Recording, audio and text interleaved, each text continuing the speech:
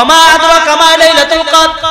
আল্লাহ যখন এই কোরআনের আয়াত জানায় তখন তো নবীও এই কদর সম্পর্কে জানে না। এটা প্রশ্ন, ওমা আদরাকা মা লাইলাতুল কদর, লাইলাতুল কদর এটা কি? এটা কি খায় না মাথার দেয়? আমরা তো জানি না। জানে আল্লাহ তো তখন জানাইছে না, তো না জানাইলে নবী জানবে কই থেকে? কথা বলেন ঠিক কিনা? একখানা সূরা নাযিল করেছেন, ইন্না আনজালনাহু ফি লাইলাতিল কদরি ওয়া মা আদরাকা মা লাইলাতুল কদর লাইলাতুল কদরি খায়রুম মিন আলফি শাহর।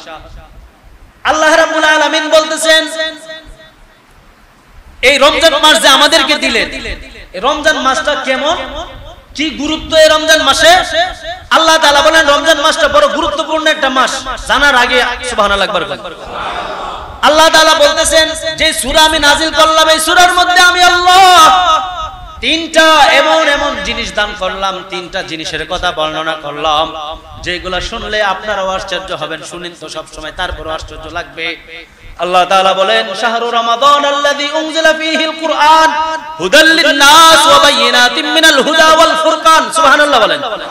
আল্লাহ রাব্বুল আলামিন বলেন এই রমজান মাস হলো এত গুরুত্বপূর্ণ এবং মর্যাদাপূর্ণ একটা মাস, যেই মাসে আমি আল্লাহ রাব্বুল আলামিন পবিত্র কোরআনুল কারীম নাযিল করেছি।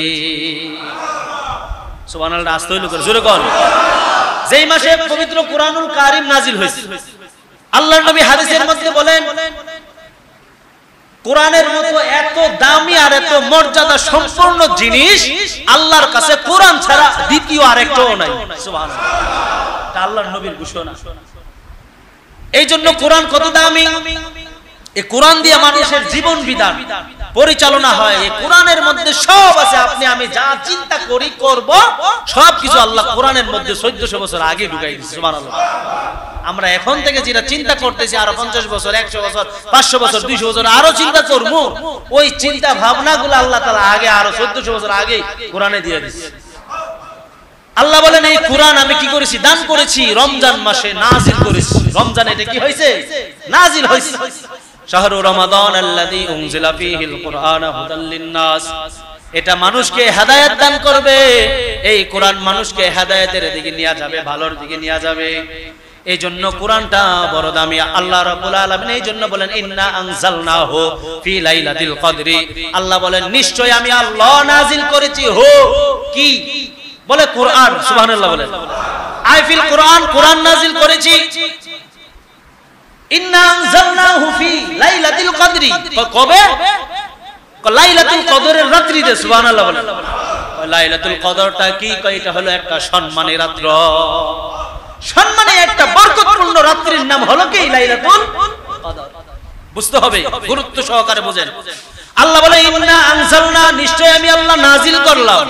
হু কি বলতেছে? হু দিয়ে মার্জা হলো কোরআন। আই ফিল কোরআন, কোরআন নাযিল করলাম কবে?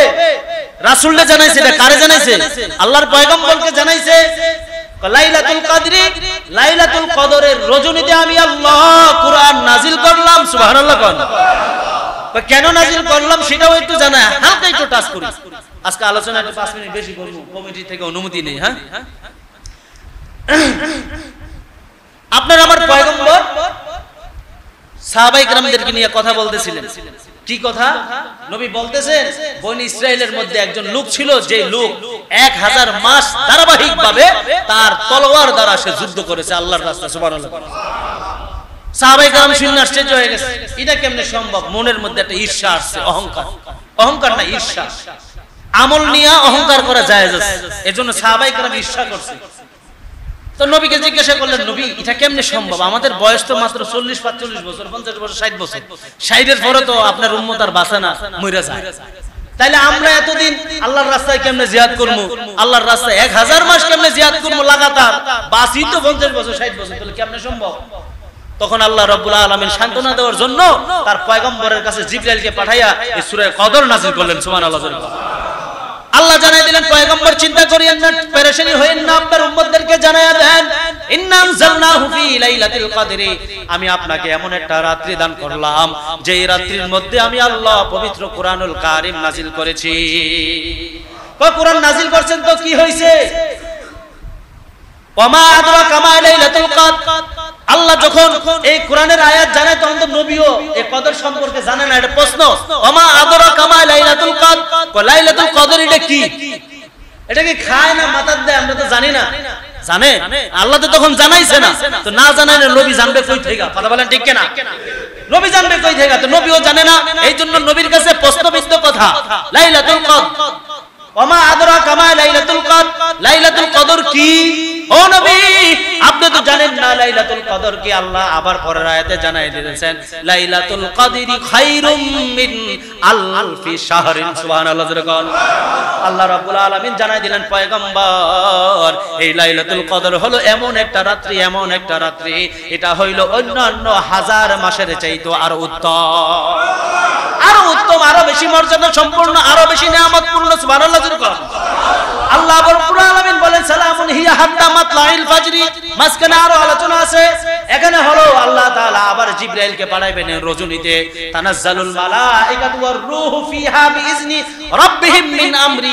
আল্লাহ রাব্বুল আলামিনের আদেশে জিবরাইলকে দুনিয়াতে পাঠায় এই লাইলাতুল কদরের রজনীতে, রাত্রিতে। জিবরাইল আয়েশা কি করে?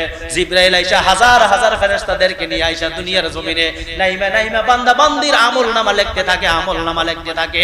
সারা জীবন তুমি কোন ভাবে চলবা, কিভাবে চলবা, খাইয়া না না খাইয়া, অসুস্থ না সুস্থ, তুমি ঘরে না বাইরে, হারায়া না ঘরের মধ্যে থাকবা, এই সব কিছু জীবন বৃত্তান্ত আল্লাহ রাব্বুল আলামিনের ফেরেশতারা আয়েশা আপনার আমার তাকদীর আর ভালো মন্দ লিখতে থাকে। বলেন সুবহানাল্লাহ।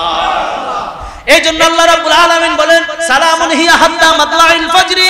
এরকম ভাবে ওই লাইলাতুল কদরের রজনীতে আল্লাহ রাব্বুল আলামিনের ফেরেশতারা এরকম ভাবে সারা রাত ফজর পর্যন্ত সকলের উপরে এরকম ভাবে রহমত বর্ষিত করতে থাকে, রহমত বর্ষিত করতে থাকে, যার কারণে ওই রাত্রিটা এমন রহমতের দ্বারা ভরপুর থাকে, মানুষের কাছে যতই ইবাদত করে, যতই আমল করে, ততই ভালো লাগে। বলেন সুবহানাল্লাহ।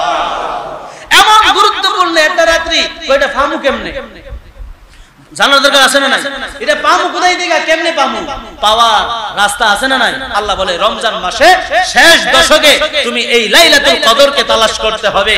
যদি তুমি রমজানের শুরু থেকে তালাশ করো তো কদর কিন্তু পাইবা না, অন্য অন্য নেক পাইবা, আমল কামাইতে পারবা। শেষ দশকে যদি তুমি এই লাইলাতুল কদর তালাশ করো তাইলে কিন্তু তুমি কদর পাইয়া যাইবা। সুবহানাল্লাহ। জোরে বলো। কদর যদি কেউ পেয়ে যায় তাহলে লাভ কি হবে? আল্লাহ রাব্বুল আলামিন তাফসীরের মধ্যে লেখেন আল্লাহ সান্ত্বনা দিলেন পয়গম্বরকে, পয়গম্বর আপনার সাহাবায়ে কেরামদেরকে জানায়া দিলেন লাইলাতুল কদর হলো হাজার মাসের চাইতে উত্তম।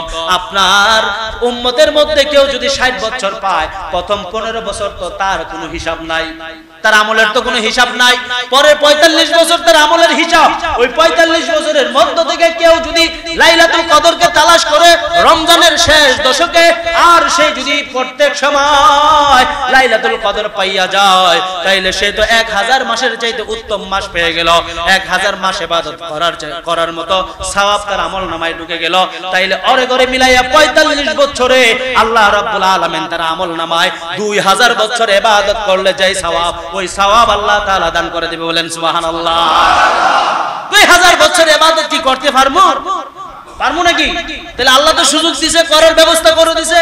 আল্লাহ বলে লাইলাতুল কদর তালাশ করো, লাইলাতুল কদর পাইয়া গেলে 1000 মাস ইবাদত করলে যেই সওয়াব হবে সেই সওয়াব পাইয়া গেছে। এই জন্য আল্লাহ বলে দিলেন রমজানের শেষ দশকে তোমরা লাইলাতুল কদর তালাশ করো। শেষ দশকের মধ্য থেকে 5টা রাত্রি মনে রাখতে হবে সকলে। একটা হলো 21, 23, 25, 27, 29। কয় রাত্র? 21। সবাই বলেন। 23, 25, 27, 29। এখন আমরা শুধু 27 রাতে কি করি? 27 দিনে তালাশ করি, 27 দিন তালাশ করি। আল্লাহর নবী বলছে শেষ দশকে তালাশ করো। আর আমরা এমন পণ্ডিতের পণ্ডিত, আমরা যাই সেটা শুধু 27 দিনে কি করি? তালাশ করি। তো 27 দিন তালাশ করলে 27 আগে যদি লাইলাতুল কদর চইলা যায় তাহলে তুমি 27 দিন তালাশ করে পাইবা কই? কথা বলেন ঠিক কিনা? এই জন্য তালাশ করতে হবে কয় দিন? 5 দিন। একদিন তালাশ করলে হবে না। মিষ্টি খালি 27 দিন দেয়। আজকে আমি বলবো মিষ্টি 5 দিন দিবেন। মিষ্টি 5 দিন দিলে 5 দিনই তো আপনাদের 27 দিন পাইবেন। তারা একদিনে খালি দেন কেন মিষ্টি? এর জন্য সবাই আয় 5 দিন মিষ্টি দিবেন, 5 দিন মানুষ ভরপুর আইবে। কথা গান ঠিক কিনা? রাগ কইরেন না, কথা বুঝার জন্য বলতেছি। এই জন্য আমাদেরকে শেষ দশকে তালাশ করতে হবে। তাইলে আজকে এই যে বুঝাইলাম, বুঝছেন তো? কথা বুঝছেন তো? এতক্ষণ যে বুঝাইলাম, কেউ কি আমার উপর রাগ করছেন? তাইলে এই মসজিদ ইতিকাফের জিম্মাদার কাদের উপর? এই মুহাল্লাবাসীর উপর। কাদের উপর? মুহাল্লাবাসীর উপর। ইতিকাফ তিন প্রকারের ব্যাখ্যা দেওয়ার সুযোগ নাই। একটা হলো যে রমজানের ইতিকাফ যেটা করতে হবে, এটা হচ্ছে ফরজে আলা কিফায়া, সকলের উপরে এটা দায়িত্ব। যদি ফরজ হতো, ওয়াজিব হতো, সবার উপরে দায়িত্ব হতো। ফরজে আলা কিফায়া মানে একজন পুরা মুহাল্লার পক্ষ থেকে একজন যদি করে তাইলেও হয়ে যাবে। তবে এটা হলো কি বাঁচার জন্য, এটা হলো ফিট বাঁচানোর জন্য, মাইরের থেকে বাঁচার লাগা। কিন্তু মাইরের থেকে বাঁচানোর জন্য কি ইবাদত করব না আল্লাহরে পাওয়ার জন্য করব? জোরে বলেন, কাকে পাওয়ার জন্য? আল্লাহকে পাওয়ার জন্য যদি হয় তাহলে শেষ দশকে আমরা ইতিকাফ করব। কথা বলেন ঠিক কিনা? ঘরে করতে পারেন, মসজিদে করতে পারেন। হ্যাঁ, তো পুরুষের জন্য মসজিদে করা হলো সবচেয়ে উত্তম, মহিলাদের জন্য ঘরের কোনায় করা হলো কি সবচেয়ে উত্তম। তাহলে এবার কোন আল্লাহর বান্দা আল্লাহর ঘরের মধ্যে শেষ 10 দিন ইতিকাফ করবেন? একটু হাত দেখাই, আমরা একটু দেখতে চাই। কি নাম ভাই? যে হাত দেখাইলো ওনার নাম কি? দেখাই নাই? খারান আপনি এই মুহাল্লা, আল্লাহ কবুল করুক। নাম কি ভাই? সজল। আল্লাহ ওনার ইতিকাফকে কবুল করুক বলে আমিন। ওর ইতিকাফের উসিলায় পুরা গ্রামের সমস্ত মুর্দা এবং আমরা যারা জীবিত আছি সকলকে maaf করে দেব, সকল বলে আমিন। আরো দাঁড়ান, এ তো ইবাদত, সবাই করতে হবে। এই তামান্না দিলের মধ্যে আনতে হবে। এই তামান্না যদি দিলের মধ্যে না আনি তাইলে তো আমরা আস্তে আস্তে করে আরো আমল থেকে ছুটে যাব। আল্লাহর নবী সারা জীবন তিনি ইতিকাফ করেছেন শেষ দশকে, সারা জীবন করেছে, শুধু 1 বছর করে নাই। তারপরে ওই বছর তিনি শাওয়াল মাসে 10 দিন ইতিকাফ করছে রোজা রেখে। সুবহানাল্লাহ, জোরে বলেন। নবীর চাইতে কি আমাদের ব্যস্ততাটা খুব বেশি? কোন সাইডেই বেশি নয়। কারণ তিনি ছিলেন নেতা, তিনি ছিলেন আমানতদার, তিনি ছিলেন জিম্মাদার, তিনি ছিলেন 13টা বিবির অধিকারী একজন পুরুষ। সুবহানাল্লাহ, জোরে বলেন। আমগো কয়টা বিবি আছে? আমগো বউ কয়টা? একটা। আর নবীর বিবি ছিল কয়টা? ঝামেলা কতটি কোন দিই? আমরা এক বউরে মার্কেট করে দিতে আমাদের অবস্থা খারাপ। সারা মাস জায়গা, 2 পোলা 1 বউ, সারা মাস শেষ মার্কেটে যাইতে হুজুর ইতিকাফ বউ কেমনে বউ বাচ্চারে ইয়া করে দিব কেডা, মার্কেটিং করে দিব কেডা? দেখেন কত আল্লাহু আকবার। আল্লাহর নবী কত কিছু তিনি শিখাইলেন। হাদিস শরীফে আসছে আল্লাহর নবী যদি ওই বছর ইতিকাফ করতেন তাহলে উম্মতের উপর সেটা ওয়াজিব হয়ে যেত, না কইরা কেউ ছাড় পাইতেন না, কেউ ছাড় পাইতাম না। আর কেউ আসেন না? আর নাই কেউ? একজন মানুষ হয়ে থাকবো কেমনে? আর কেউ আসেননি? কন্যা আর কেউ নাই? যাক, দিলে তামান্না করেন, আল্লাহ তাআলার কাছে দোয়াও করেন।